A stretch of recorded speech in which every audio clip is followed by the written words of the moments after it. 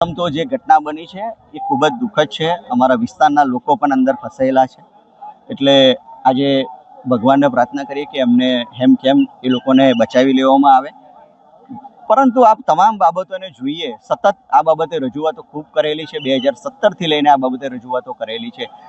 માનનીય મુખ્યમંત્રીશ્રી, માનનીય ડેપ્યુટી મુખ્યમંત્રીશ્રી પાસે વિભાગ હતો, માનનીય નીતિનભાઈ પાસે, ત્યારે પણ કીધું। સતત 17થી શરૂઆત કરી અને આખરે 2020માં તો મેં એવું કીધું કે જો તમને તકલીફ હોય, કોંગ્રેસના ધારાસભ્ય છે, જો એના બાબતની કંઈ તકલીફ હોય તો હું પોતાના પદ પરથી રાજીનામું આપી દઉં છું, પરંતુ આ વિસ્તારના પ્રાણ પ્રશ્નોને તાત્કાલિક ધોરણે મંજૂર કરવામાં આવે અને આ ગુજરાતની જનતાની સાથે જે આ રીતની અન્યાય કરવામાં ના આવે, એ સતત મારી માંગ હતી ને એના ભાગરૂપે મેં મારું રાજીનામું પણ આપવાની વાત કરી હતી કે જનતાનું હિત એ સર્વોપરી હોય છે।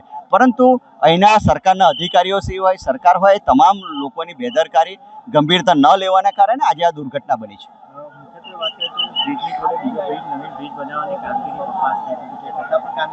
છેલ્લા 6-8 મહિના અગાઉ આ બ્રિજ મંજૂર થવાના સમાચાર મળ્યા હતા। 8 મહિના જેટલો સમય થઈ ગયો છે, તેમ છતાં પણ તંત્ર અને ધારે કે કોઈની રાહ જોઈ રહ્યું હોય એમ હજુ પણ એ બાબતે કોઈ પણ પ્રકારની કામગીરી કરવામાં નથી આવી।